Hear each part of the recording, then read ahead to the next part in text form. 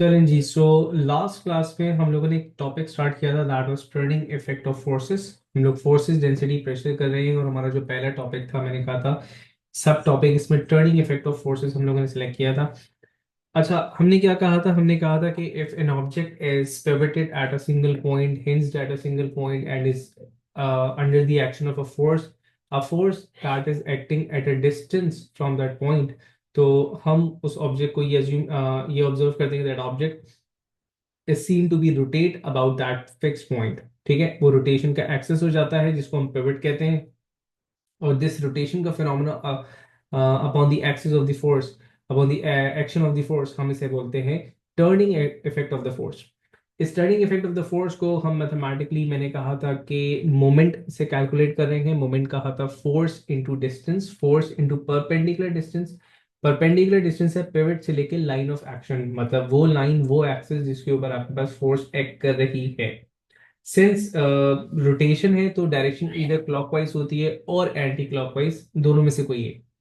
So this was the basic simple idea of the rotation of the turning effect, जहां पे there was a pivot and the object was applied by a force F, और इसका जो moment बना था वो F into D, force multiplied by the distance between the pivot and that force। हमने कहा था यूनिट जो है उसका न्यूटन मीटर, दी एसआई यूनिट। अच्छा, लाइन ऑफ एक्शन से परपेंडिकुलर डिस्टेंस का जो कॉन्सेप्ट हम लोगों ने रिव्यू किया था, वो मैंने कहा था कि लेट से कि अगर लेवर जो है जिसके ऊपर फोर्स लगाई जा रही है, जिसको रोटेट किया जा रहा है, वो समवॉट इस शेप में है। अब फोर्स लगेगी यहाँ पे एंड पिवट कहीं दूर यहाँ मौजूद है। तो देखिए इसका जो रोटेशन होगा वो कुछ इस तरह का होगा। अगर मैं फोर्स लगाता हूँ तो वो ये इस तरह, इस डायरेक्शन के अंदर रोटेट कर रहा है आपके पास एंटी क्लॉकवाइज। तो जहां फोर्स लग रही थी वो ये लाइन ऑफ एक्शन ही पूरा एक्सेस कहला रहा था आपके पास। तो पिवट और लाइन ऑफ एक्शन के दरमियान परपेंडिकुलर डिस्टेंस ये बना था। तो हमने एफ इंटू डी इस तरह करके निकाला था। फिर हमने एक चीज ये देखी थी, व्हाट इफ के 90 डिग्रीज पे नहीं है फोर्स और डिस्टेंस, या तो कुछ फोर्स आपके पास इंक्लाइंड है या फिर जो लीवर है वो आपके पास इंक्लाइंड है। तो in that case either of the physical quantity, either of the thing, या तो डिस्टेंस का या तो फोर्स का, आप एक ऐसा कॉम्पोनेंट यूज करें जो कि 90 डिग्रीज पर आ रहा हो। जैसे पहले केस में मैंने कहा था force was inclined at an angle theta, तो मैंने कहा एफ साइन थीटा जो था, it was responsible for the turning effect, तो हमने इसका कॉम्पोनेंट लिया, मैंने लिखा एफ डी साइन थीटा। यहां पर आपके पास force was seen to be acting at x-axis directly, but the length of the object was inclined at a certain angle theta। तो मैंने कहा था मैं ये भी कर सकता हूँ कि मैं डिस्टेंस का यहाँ पे एक कॉम्पोनेंट निकाल सकता हूँ, तो अगेन वो एफ डी साइन थीटा ही बना। तो मैंने कहा था कि जो टर्निंग इफेक्ट है, that actually depends on three factors. Force जितना ज्यादा होगा उतना ज्यादा टर्निंग इफेक्ट होगा, डिस्टेंस वो जितना ज्यादा होगा उतना टर्निंग इफेक्ट होगा, एंगल 0 से लेकर 90 डिग्री तक एंगल की वेरिएशन है। 90 डिग्री के ऊपर हमें मैक्सिमम टर्निंग इफेक्ट मिल रहा है। अब मैंने एक अहम बात यहाँ पे की थी कि turning effect is basically the required physical quantity for a rotation. अगर मैं किसी चीज को रोटेट करना चाह रहा हूँ, जिस तरह for an acceleration, for a movement, for a deceleration, for stopping, for starting, we need a specific value of force. घुमाने के लिए किसी भी ऑब्जेक्ट को, रोटेट करने के लिए भी किसी ऑब्जेक्ट को, हमें एक्चुअली चाहिए होती है एक specific value of force. For example एक बोल्ट है, बहुत हार्ड है, बहुत ताकत लग रही है, तो हम ये नहीं कहेंगे कि जनाब इसको ग्रेटर फोर्स चाहिए, नहीं। It requires a greater turning effect. I can open it या फिर I can fulfil the requirement of the turning effect by increasing the distance and decreasing the force. मैं जितना ज्यादा आर्म लेवर बढ़ाता चला जाऊंगा, मेरे पास वो रिक्वायर्ड फोर्स कम होती चली जाएगी। तो इसका मतलब ये था कि इसको फोर्स रिक्वायर्ड नहीं थी, इसको टर्निंग इफेक्ट रिक्वायर्ड था, जो कि मैं इन तीन चीजों के कॉम्बिनेशन से, एंगल, डिस्टेंस एंड फोर्स के कॉम्बिनेशन से प्रोवाइड करूंगा। फिर हमने एक टर्म देखी थी, टॉर्क। टॉर्क मैंने कहा था is basically referred as the resultant turning effect acting on any object. अब रिजल्टेंट टर्निंग इफेक्ट का बेसिक सिंपल आइडिया ये था कि लेट्स से कि हमारे पास एक लेवर है, बिल्कुल इसी तरह जैसे ऊपर वाली एग्जांपल्स में हमने देखा था। उसके पिवट से सर्टेन डिस्टेंस पे दो डिफरेंट फोर्सेस लग रही थी एक्टिंग एट डिफरेंट डायरेक्शंस। एक फोर्स लग रही थी इस तरह की जो कि इसको टर्निंग इफेक्ट दे रही थी in a clockwise direction, and another force which was acting at a certain direction, कि वो आपको एंटी क्लॉकवाइज मूवमेंट प्रोवाइड कर रही थी। नाउ अब ये ऑब्जेक्ट किस जानिब जाएगा, तुम्हारे क्लॉकवाइज जाएगा या एंटी क्लॉकवाइज जाएगा, दैट टोटली डिपेंड्स कि भाई कौन सा टर्निंग इफेक्ट जीत जाता है। कैसे जीतेगा, आप सब ट्रैक करके देखोगे। विच एवर दी, मतलब जैसे रिजल्टेंट फोर्सेज निकालते थे वैसे ही यहाँ पे हमने सॉल्व किया। एंटी क्लॉकवाइज माइनस क्लॉकवाइज या फिर clockwise minus anti clockwise, the greater one wins. तो उस डायरेक्शन में एंड उस मैग्नीट्यूड ऑफ फोर्स, उस मैग्नीट्यूड ऑफ टर्निंग इफेक्ट के साथ ऑब्जेक्ट रोटेट कर रहा होगा। So that resultant value of the moment is basically referred as the torque. ठीक है। और फिर आगे एक बात की थी जो कि ओलेबल्स की हद तक भी हम लोगों ने पढ़ी थी, कि हम लोगों ने उसको प्रिंसिपल ऑफ मूवमेंट के नाम से जाना था, यहाँ पे प्रिंसिपल ऑफ मूवमेंट के नाम से जा रहे हैं। हम लोगों ने रिलेट किया था इसको टॉर्क से ही, कि टॉर्क हमने कहा था रिजल्टेंट मोमेंट को। What if clockwise and anti clockwise moment जितने भी थे वो सब बराबर हो गए थे, तो टॉर्क जीरो होगा। टॉर्क जीरो होने का मतलब ये कि ऑब्जेक्ट इज नॉट रोटेटिंग, और टेक्निकल टर्म्स में हमने इसको कहा था रोटेशनल इक्विलिब्रियम। और यही बात हमारे पास प्रिंसिपल ऑफ मोमेंट के अंदर आती है।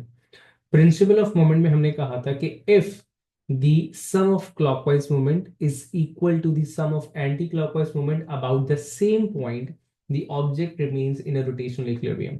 या फिर मैंने इसको रिफ्रेस करके लिखा था इन अ शॉर्टर टर्म, मैंने लिखा था कि if the net torque about a same point is zero, या फिर net torque about a single point is zero, about a point भी कह दूं तो काफी होगा, is zero, the object remains in rotational equilibrium।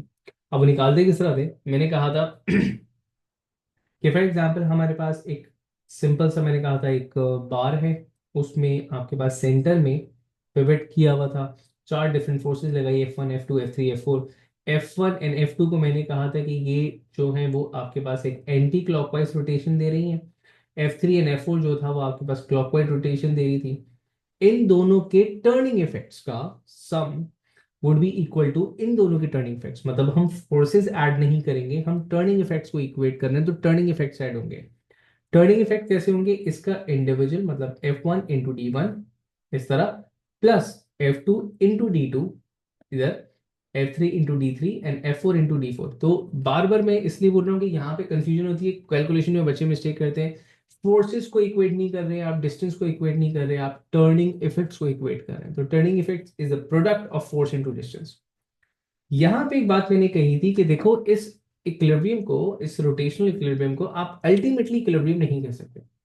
Ultimate equilibrium मतलब confirm, जैसे आप ओवरऑल इक्विलिब्रियम अगर मैं बोलूँ तो किसी भी ऑब्जेक्ट को, तो यहाँ पे दो फैक्टर, एक फैक्टर और आता है। तो आज इक्विलिब्रियम से बात स्टार्ट करेंगे, उसके बाद एक छोटी सी बात, छोटा सा जिक्र हम करेंगे सेंटर ऑफ ग्रेविटी का, एंड फिर क्वेश्चंस की तरफ जाएंगे। ठीक है, उसके बाद एक छोटा सा ही टॉपिक रह जाता है, उसको भी डिस्कस अगर टाइम बचा तो आज ही कर लेंगे, वरना उसको नेक्स्ट क्लास के लिए छोड़ देंगे। तो देखें, मैंने कहा इक्विलिब्रियम की हम बात कर रहे हैं आज।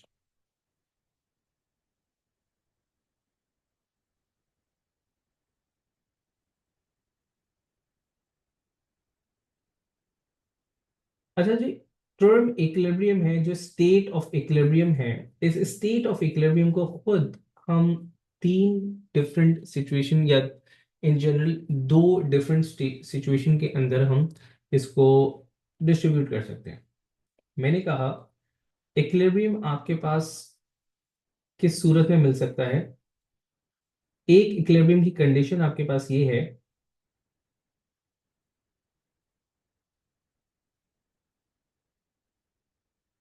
जिसमें आपके पास नेट फोर्सेस जीरो हो, जिसे आप बोलते हो ट्रांसलेटरी इक्विलिब्रियम।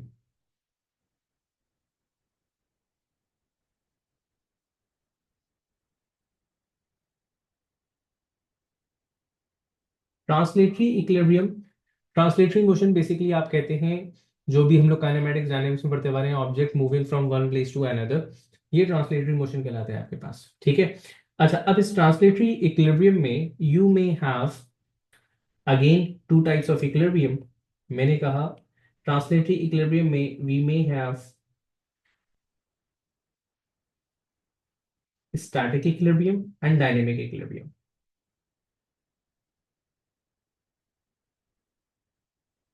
चलिए, अब देखो व्हाट स्टैटिक इक्विलिब्रियम।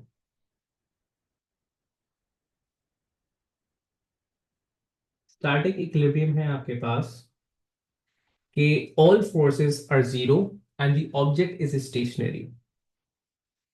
ऐसी कंडीशन को आप स्टैटिक इक्विलिब्रियम बोल रहे हैं। ऑल फोर्सेस आर जीरो, या फिर मैं इसको और मजीद शॉर्ट करके लिख दूं कि नेट फोर्स जीरो हो और ऑब्जेक्ट एट रेस्ट हो आपके पास। ठीक है। दूसरा आपके पास आ जाता है डायनामिक इक्विलिब्रियम। डायनामिक इक्विलिब्रियम क्या है? डायनामिक इक्विलिब्रियम इज के तमाम फोर्सेस आपके पास जीरो हो और ऑब्जेक्ट जो हो वो यूनिफॉर्म मोशन परफॉर्म कर रहा हो। ठीक है, इसे आप बोलते हो डायनेमिक इक्विलिब्रियम।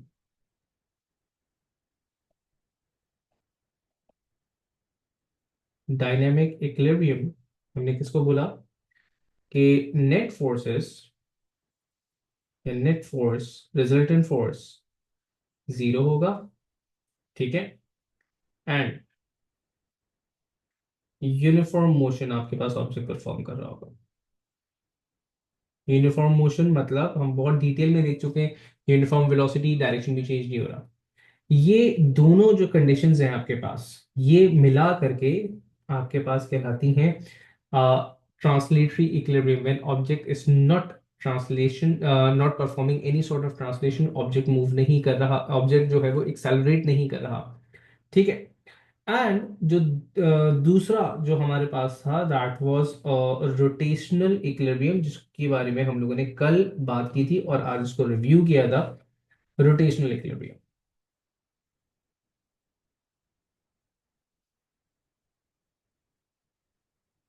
ठीक है। रोटेशनल इक्विलिब्रियम हमने कहा था net torque zero. Rotational equilibrium हमने कहा था कि आपके पास नेट टॉर्क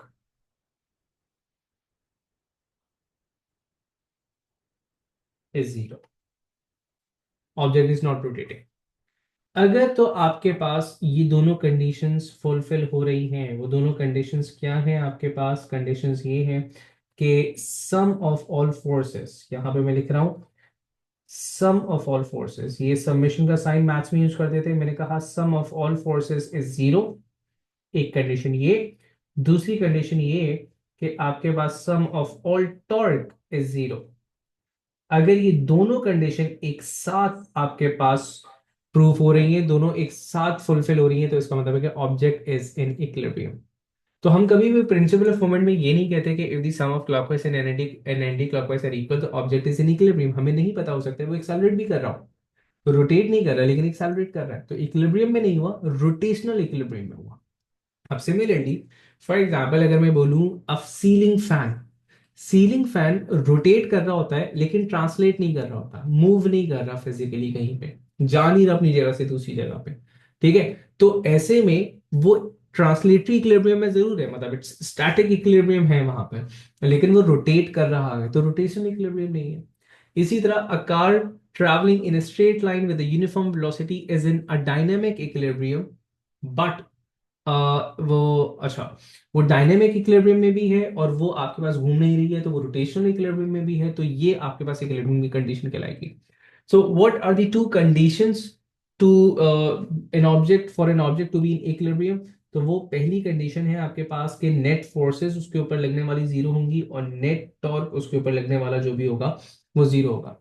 ये बात एग्जामिनर आपसे पूछता है। अब नेट टॉर्क और नेट फोर्सेस जीरो होने का मतलब, अगर मैं इसको यहां समझाऊं कि मैंने कहा कि लेट्स से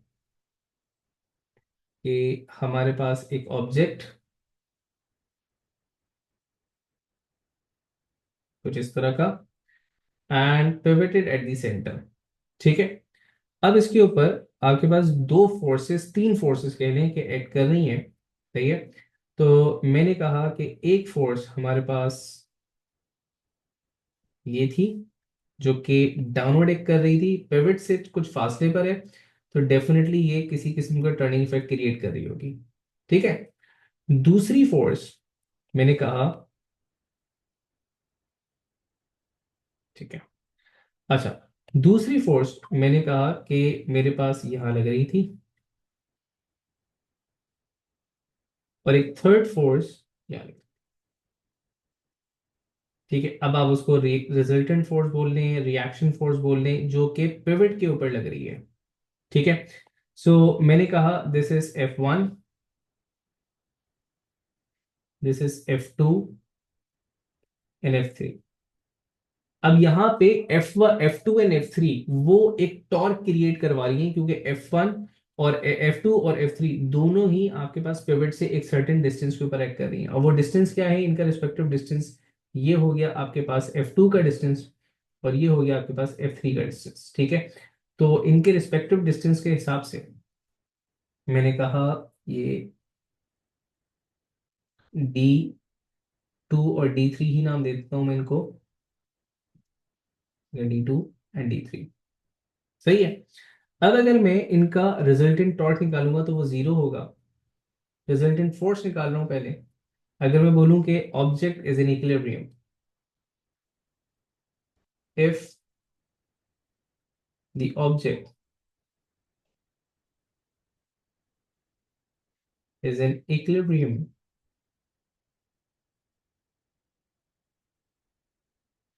तो नेट पहली कंडीशन जो थी आपके पास, F1 बराबर होगा F2 प्लस F3 के, मतलब नेट टॉर्क बैलेंस हो गए। और दूसरी कंडीशन ये जो थी आपके पास, वो होगी F2 इंटू D2 बराबर होगा F3 इंटू D3 के, नेट टॉर्क जीरो। तो ये दो कंडीशंस हैं जो कि किसी भी ऑब्जेक्ट के इक्विलिब्रियम में होने के लिए फुलफिल होना जरूरी है।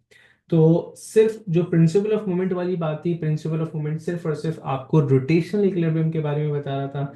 एंड अल्टीमेट इक्विलिब्रियम, हम अल्टीमेट इक्विलिब्रियम को वर्ड यूज नहीं करते, हम सिर्फ इक्विलिब्रियम बोलते हैं। लेकिन समझाने के घर से अल्टीमेटली इक्विलिब्रियम में ऑब्जेक्ट उस वक्त आएगा जब हम ये कहेंगे कि जनाब फोर्सेस भी बैलेंस थी और टॉर्क भी बैलेंस थे, ना घूम रहा था ना एक्सेलरेट कर रहा था। ठीक है। चले, अब एक छोटी सी चीज और समझेंगे, छोटी सी जगह पे एक छोटी सी चीज हमें समझनी है, वो क्वेश्चंस वगैरह में हमें काम आएगी। That is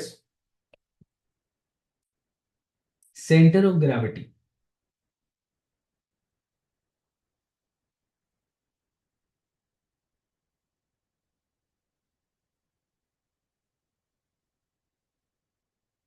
centre of gravity या फिर सेंटर ऑफ मास।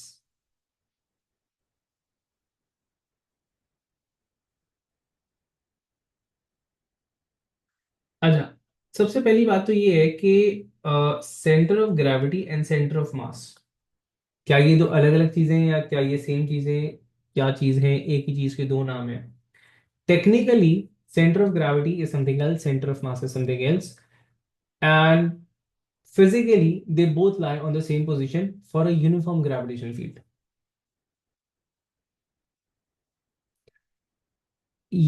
कौन सी वाली एग्जांपल की बात कर रहे हो? अभी जो हमने बनाई, ये जो हमने बनाई, this object is in complete equilibrium, मतलब ट्रांसलेटरी भी एंड रोटेशनल भी। This object is in complete equilibrium. ठीक है। जब इक्विलिब्रियम बोला जाए तो मतलब कंप्लीट इक्विलिब्रियम की बात कर रहे हैं, बोथ ट्रांसलेटरी एंड रोटेशनल। अच्छा, back to centre of gravity. Centre of gravity भी नाम सुना है, सेंटर ऑफ मास भी नाम सुना है, एंड एक कंफ्यूजन ये होती है क्या ये अलग अलग चीजें हैं, क्या ये सेम चीजें? तो देखिए, center of mass is considered to be the point where the entire mass of the sample of the object is concentrated. Center of gravity is the point where the gravitational force, the weight, is supposed to act. Now technically अगर हम assume करें कि sir जहां पर मास concentrate होगा तो वहीं पर ही तो ग्रेविटी एक्ट करेगी ना, तो ये एक ही पॉइंट होने चाहिए। अगर हम अपने रीजन, अपना रीजन एज इन हम यूनिफॉर्म ग्रेविटेशनल फील्ड रीजन की बात करेंगे तो yes, centre of gravity and centre of mass both lie on same physical location, but by definition they are two different points. इस बात का वाज़ेह फर्क उस वक्त समझ में आता है, हमें तो बहरहाल आए ना आए, हमें उसके लिए जाना पड़ेगा आउटर रीजन के अंदर, मतलब हमें किसी ऐसे रीजन में जाना पड़ेगा जहां पर हमारे पास जो ग्रेविटेशनल फील्ड स्ट्रेंथ है वो यूनिफॉर्म नहीं है। तो जहां पर non uniform gravitational field strength होगी तो वहां पे हम ये ऑब्जर्व करेंगे कि जनाब सेंटर ऑफ ग्रेविटी कहीं और मौजूद था, सेंटर ऑफ मास कहीं और मौजूद था। अब क्योंकि हमारा कभी भी इस धरती को छोड़ने का इरादा है नहीं, हमारा मार्स पे जाने का इरादा है नहीं, तो हमारे लिए centre of gravity, centre of mass same point ही होते हैं। तो सेंटर ऑफ ग्रेविटी क्या चीज है और सेंटर ऑफ मास क्या चीज है, हम उसको पहले लिख लेते हैं, उसके बाद फिर आगे बताते हैं कि इसका हमारे चैप्टर में क्या काम है। मैंने कहा सेंटर ऑफ ग्रेविटी, COG करके लिख रहा हूं मैं, a point on an object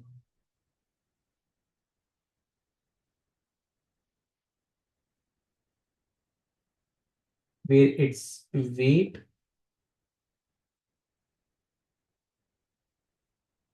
is supposed to act।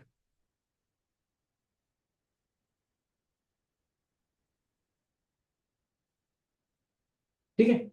अच्छा, ये था centre of gravity. Centre of मास क्या चीज है?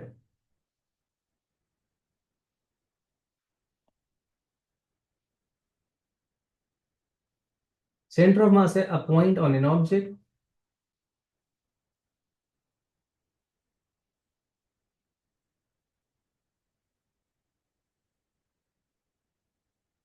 where its entire mass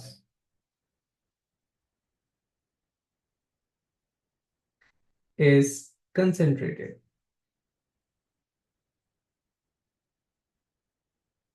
ठीक है।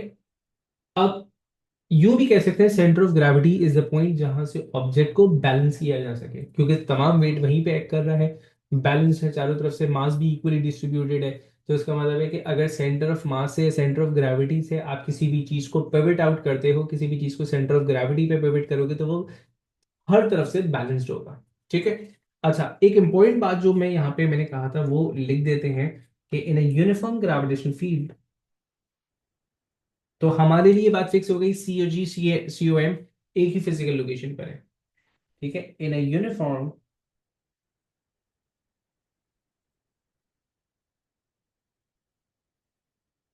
ग्रेविटेशनल फील्ड या gravitational region, COG centre of gravity and COM centre of mass are at same point. ठीक है ना, सेम पॉइंट एज इन कि सेम फिजिकल लोकेशन के ऊपर मौजूद है। Same physical location as in कि फॉर एग्जांपल मैंने कहा कि लेट्स से कि दिस वाज एन ऑब्जेक्ट। ठीक है। अब आपने ओ लेवल्स में भी आपको याद होगा कि हम रेगुलर शेप का ऑब्जेक्ट का एक सेंटर ऑफ ग्रेविटी निकालने का एक एक्सपेरिमेंट डिजाइन किया करते थे, पेपर 3 के अंदर हम उसको सॉल्व भी करते हैं। तो लेट्स से अगर यहाँ पर उसका सेंटर ऑफ ग्रेविटी मौजूद है, तो यहीं पर उसका सेंटर ऑफ मास भी मौजूद है। इसका मतलब ये है कि अच्छा, इसको मैं थोड़ा सा उठा करके इधर लेकर आ जाता हूँ लेट्स से। ठीक है। तो इसका मतलब ये है कि इस ऑब्जेक्ट का जो वेट होगा वो इस पॉइंट पर एक्ट कर रहा होगा। अब इस पॉइंट का हमारे टॉपिक से क्या ताल्लुक है? Anything pivoted at its center of gravity if no other weight is being applied, तो वो बैलेंस रहेगा, मतलब रोटेशनल इक्विलिब्रियम में रहेगा, अगर कोई फर्दर हमने वेट अप्लाई नहीं किया हुआ। क्यों? भाई चारों तरफ से, मतलब उस पॉइंट के दोनों साइड से या चारों साइड से मास बैलेंस है, वेट बैलेंस है, तो टर्निंग इफेक्ट्स भी क्या होंगे आपके पास? बैलेंस ही होंगे। ठीक है। तो एक इंपॉर्टेंट पॉइंट ये है कि any object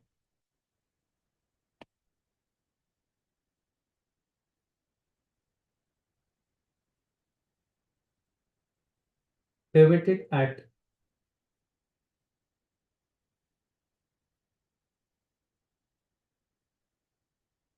COG center of gravity remains in rotational equilibrium।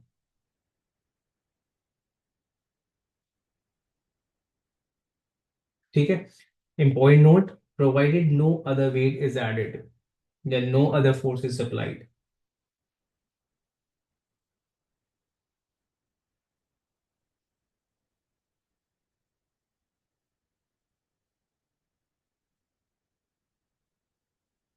अब इस बात का क्या मतलब था?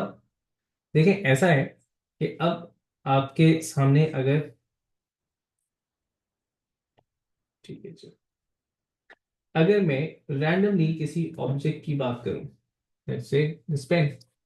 अगर मैं चाहूं कि इस पेन को मैं एग्जैक्टली सेंटर से होल्ड करने की कोशिश करूं, तो ये पेन टॉपल हो जाता है और नीचे गिर गया है। अब ये टॉपल जो हुआ था, बड़ी जल्दी से कर गया तो हम देख नहीं पाए, लेकिन ये टॉपल इस तरफ से हुआ था। इस तरफ से एज इन कि वो आपके साइड से, this would be a clockwise movement, ठीक है। तो वो क्लॉकवाइज या I don't know anti clockwise बन रहा है, बहरहाल वो एक मेरी साइड से, मैं अपने रिस्पेक्ट से बात कर सकता हूँ, तो मेरे रिस्पेक्ट से वो एंटी क्लॉकवाइज रोटेट किया था। इसका मतलब ये है कि जहां पर मैंने पिवट बनाया था, वहां दोनों साइड से टर्निंग इफेक्ट बैलेंस नहीं थे। ऑल्दो मैंने कोई एक्स्ट्रा फोर्स नहीं लगाई थी, लेकिन यहाँ जो फोर्स लग रही होगी वो वेट लग रहा होगा। द क्या कह सकते हैं, द कंक्लूजन इज कि सेंटर ऑफ ग्रेविटी पिवट पे मौजूद नहीं था, सेंटर ऑफ ग्रेविटी कहीं और मौजूद था।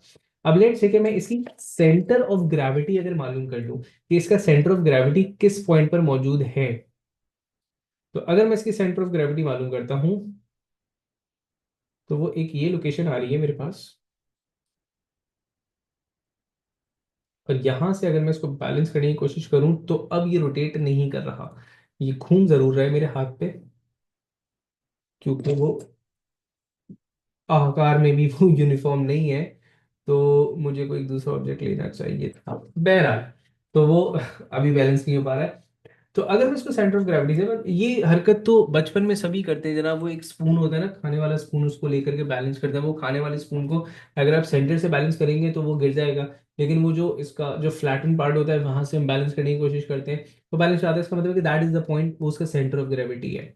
अब सेंटर ऑफ ग्रेविटी से मैंने उसको उठा लिया तो वो बैलेंस हो चुका हुआ है। और अब मैं अगर एक्स्ट्रा वेट ऐड नहीं करता हूं, तब तो ये बैलेंस ही रहेगा। और अगर कर दिया तो फिर मुझे फिर इसको बैलेंस करने के लिए कुछ और भी लगाना पड़ेगा।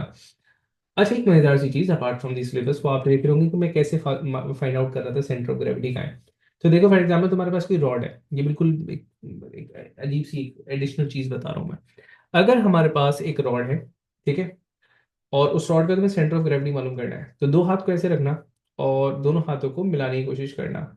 Your both hands will move according to their own will, मतलब मैं ऐसा नहीं था कि एक को रोका हुआ था और एक को मूव कर रहा था, मैं दोनों को एक साथ फोर्स लगा रहा था। And ultimately they meet at the point जहां पे इसका सेंटर ऑफ ग्रेविटी होगा, ठीक है। तो बहरहाल ये कभी घर पे ट्राई करना डिफरेंट ऑब्जेक्ट्स के साथ ना। अब एक एक इंपॉर्टेंट बात ये है कि अगर मेरे पास एक यूनिफॉर्म ऑब्जेक्ट है, यूनिफॉर्म ऑब्जेक्ट कहा जाता है एक ऑब्जेक्ट जिसका मास और डेंसिटी, यूनिफॉर्म डेंसिटी, मतलब मास इक्वली डिस्ट्रीब्यूटेड है, तो और रेगुलर शेप्ड है, तो इसका मतलब ये है कि उसका सेंटर ऑफ ग्रेविटी एग्जैक्टली उसके ज्योमेट्रिकल सेंटर पर होगा। तो अगर मैं बोलूं कि if an object is uniform, अक्सर एक वर्ड यूज किया जाएगा, a uniform object, a uniform rod, a uniform plate, whatsoever. तो यूनिफॉर्म का मतलब है यूनिफॉर्म डेंसिटी,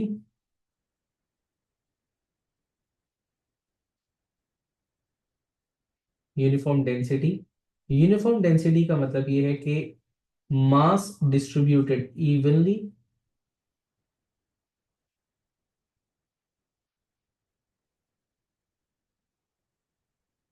जैसे ये ऑब्जेक्ट यूनिफॉर्म नहीं था, इसके एक साइड पे मास ज्यादा, एक साइड पे मास कम है, मास जो है वो इवनली डिस्ट्रीब्यूट हुआ हुआ है। तो ऐसे में क्या होगा, C O G will be at exact geometrical centre. जो उसका ज्योमेट्रिकल सेंटर होगा वही उसका सेंटर ऑफ ग्रेविटी होगा। एज इन, ये मैंने कहा कि मेरे पास ये एक यूनिफॉर्म ऑब्जेक्ट है, ठीक है। अब इसका सेंटर ऑफ ग्रेविटी, मतलब जहां पे वेट एक्ट कर रहा है, वो इसके ज्योमेट्रिकल सेंटर पे होगा। अब इसका ज्योमेट्रिकल सेंटर कुछ यहाँ मेरी डायग्राम के हिसाब से बन रहा है, तो इसका वेट जो है वो आपके पास इस पॉइंट पे एक्ट कर रहा होगा, ठीक है। अब मेरी इससे कंक्लूजन क्या रहेगी, मेरी इससे कंक्लूजन ये है कि इफ द पिवट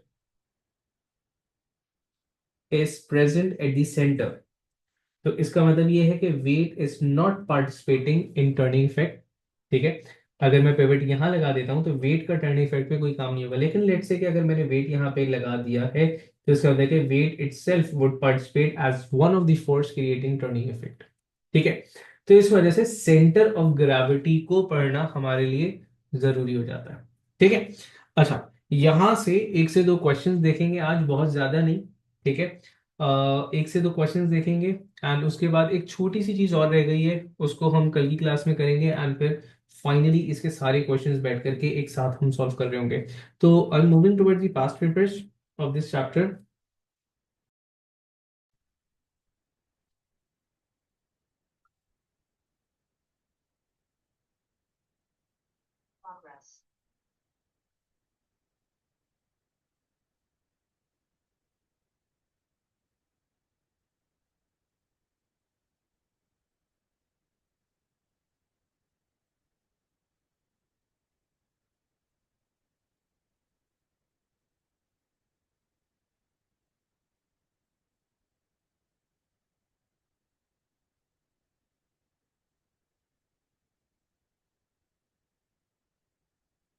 हाँ जी, वो एक छोटा सा एरर आया था इंटरनेट का शायद।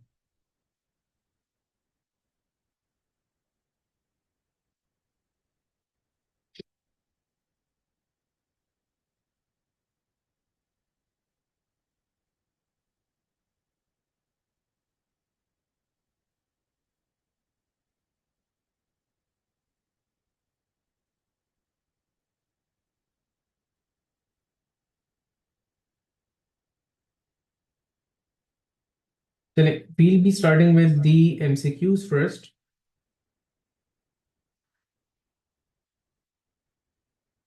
चले, अब जैसे क्वेश्चन नंबर 10 है।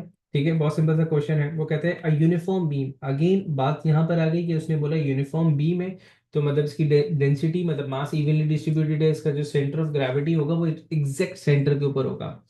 एग्जैक्ट सेंटर से मुराद ये है कि उसने बोला it is of length 3 metres, और उसका जो वेट है वो 3 मीटर, उसका जो वेट है दैट 50 न्यूटन।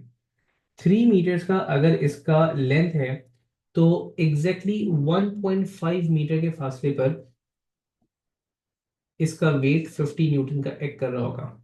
ठीक है, now it can be seen that pivot यहाँ पे मौजूद नहीं है, तो जो टर्निंग इफेक्ट क्रिएट करने वाली फोर्सेस होंगी उसमें से इसको भी ऐड किया जाएगा। उसने बोला the pivot is situated 1 metre from one end, इस वाले एंड से 1 मीटर के फासले के ऊपर ये मौजूद है। W is hung from the end, अब डेफिनेटली अगर मैंने यहाँ रखा था तो ये इसके टर्निंग इफेक्ट को बैलेंस करने के लिए इन्होंने यहाँ पे एक वेट ऐड किया W। The beam is in equilibrium, अगर उसने बोल दिया इक्विलिब्रियम मतलब टॉर्क बैलेंस है, फोर्सेस बैलेंस है as shown in the diagram. What is the value of W? अब या तो चलिए इसको करके देख लेते हैं, वैसे तो आंसर यस इट्स 25। एक चीज के मैंने कहा डिस्टेंस जो मेजर किया जाएगा वो पिवट से मेजर किया जाता है, तो डिस्टेंस अगर हाफ ऑफ द रॉड का था 1.5, पिवट से इसका डिस्टेंस रहा 0.5। ठीक है, अब किया किस तरह हम लोगों ने, कि हमने कहा जनाब जो वेट है, वेट खुद एक टॉर्क क्रिएट कर रहा था, मोमेंट क्रिएट कर रहा था 15 to 0.5 का, एंड जो वेट W है वो उसको बैलेंस आउट कर रहा था, तो यहाँ से वेट की वैल्यू हमारे पास हो गई थी 25 न्यूटन की। तो 25 न्यूटन का एक वेट लगाकर मैंने इसके टॉर्क को बैलेंस किया था। ठीक है, ये सिंपल क्वेश्चंस में से एक था। इसी तरह अब यहाँ पे उसने एक और सवाल पूछा है। उसने अनलाइक दिस सिचुएशन उसने पिवट को बिल्कुल कोने पे रख दिया। ठीक है, a long uniform beam is, long uniform again वही वाली बात है, ठीक है ना, is pivoted at one end, the force of 300 newton, 300 newton का एक फोर्स है उसको अप्लाई किया गया to hold the beam horizontally. Centre बिल्कुल कोने से एक बीम है, तो अच्छा, बीम की लेंथ, थोड़ी सी कंफ्यूजिंग डायग्राम दी थी इसने इस दफा। बीम की लेंथ आपके पास 2.5 मीटर्स है, राइट, और एक कोने से 0.5 मीटर के फासले पे एक 300 न्यूटन का फोर्स था जो कि इसको बैलेंस कर रहा था। वो किसको बैलेंस कर रहा है? सेंटर से जो वेट का टर्निंग फैक्टर है उसको बैलेंस कर रहा है। उसने बोला what is the weight of the object beam. पहले तो रियलाइज करना है वेट सेंटर पे एक्ट कर रहा होगा। ठीक है, the unknown weight acting at a distance, अच्छा ये जो डिस्टेंस होगा वेट का अब वो 2.5 का हाफ होगा, दैट इज 1.25। ठीक है, balanced bye a force 300 Newton, जो कि पिवट से आपके पास तकरीबन 2 मीटर के फासले के ऊपर मौजूद है। ठीक है, सो 300 न्यूटन का एक फोर्स पिवट से 2 मीटर के फासले पर है। ठीक है, एंड डब्ल्यू जो वेट था वो पिवट से 1.25 मीटर के फासले पे था।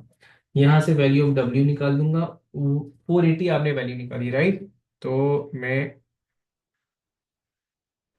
क्रॉस चेक कर लेते हैं इसको। 600 डिवाइड बाय 1, तो दैट्स 480। यस, ठीक है, तो यहां से हमारे पास 480 आया था। That was simple.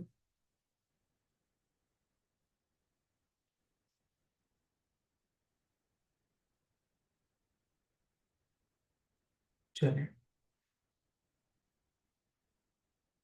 एक ये क्वेश्चन है, इसका देखेंगे। ये वाला क्वेश्चन हम, उसने बोला a rigid uniform bar of length 2.5 meters is pivoted horizontally at its midpoint। अगर उसने बोल दिया कि जनाब वो मिड पॉइंट पर मौजूद है और यूनिफॉर्म था, तो यहां से मेरी जो कंक्लूजन होनी चाहिए वो ये होनी चाहिए कि वेट डज नॉट पार्टिसिपेट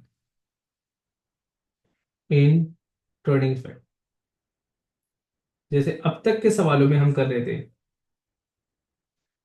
ठीक है, इन टर्निंग इफेक्ट। अब वेट को मैं कंसिडर ही नहीं कर रहा, क्योंकि वेट का टर्निंग इफेक्ट में कोई काम नहीं है। Any force that acts on the pivot वो टर्निंग इफेक्ट का हिस्सा नहीं है। फिर उसने बोला weights are hung from 2 points of the bar as shown in the diagram to maintain horizontal equilibrium.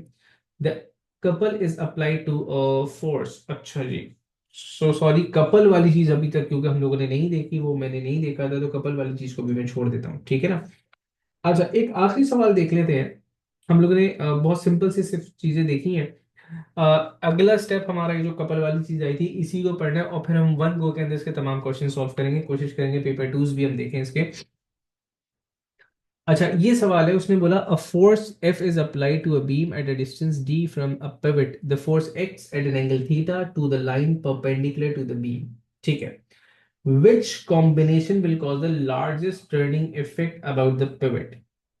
देखो, लार्जेस्ट टर्निंग इफेक्ट के लिए आपको ज्यादा से ज्यादा फोर्स, ज्यादा से ज्यादा डिस्टेंस और एंगल जो है वो 90 के नजदीक चाहिए, तो मतलब वो भी लार्जेस्ट चाहिए। ठीक है, तो लार्जेस्ट टर्निंग इफेक्ट के लिए I need a large force, I need, अच्छा लेकिन यहाँ पे ना एक गड़बड़ है। I need a large force, I need a large distance, लेकिन एंगल वो मेजर कर रहा है वर्टिकल पॉइंट से, तो ये इसने थोड़ा सा यहाँ पे ट्रिक पॉइंट कर लिया। तो अगर मैं लार्ज एंगल लेता हूं तो इसका मतलब ये है कि जो फोर्स का वर्टिकल कंपोनेंट है जो कि टर्निंग इफेक्ट क्रिएट करवा रहा था वो तो रिड्यूस हो जाएगा। ठीक है, हमने अपनी एग्जांपल में जो एंगल यूजली हम लेते हैं वो यहां से एंगल मेजर कर रहे थे, जिसको तो लार्ज पॉसिबल होना चाहिए था, लेकिन इसने कहा कि मैं एंगल वर्टिकल से मेजर कर रहा हूँ।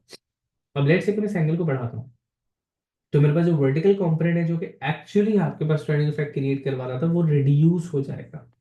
So in that case, I need a small angle so that vertical component large as possible हो जाए। तो यहाँ पर large force, yes, large distance, yes, but a small angle। ठीक है, so this was a close call, जहां पे examiner ने एक छोटी सी minute detail in the diagram change कर दी और उसके बाद हमारा आंसर बनना। हमारा कॉन्सेप्ट क्या था भाई? एंगल तो 90 के करीब होना चाहिए, लेकिन ये तो एंगल 0 के करीब होना चाहिए था, क्योंकि इसने एंगल को दूसरा मेजर किया था आपके पास। आई बात समझ में? चले, तो हमने जस्ट एक से दो क्वेश्चंस देखे थे just to get the idea कि अब तक हम लोग जो देख रहे थे उसके क्वेश्चंस किस तरह के बन रहे हैं। अभी हम लोग नेक्स्ट क्लास में हम लोग, मैंने कहा हमारा एक टॉपिक है टॉप ऑफ अ कपल, उसको देखेंगे and then we'll be starting with the questions of paper two this time. कुछ क्वेश्चंस पहले कपल के, उसके बाद we'll start with the questions of paper two. ठीक है, so we'll meet in the next lecture इंशाल्लाह।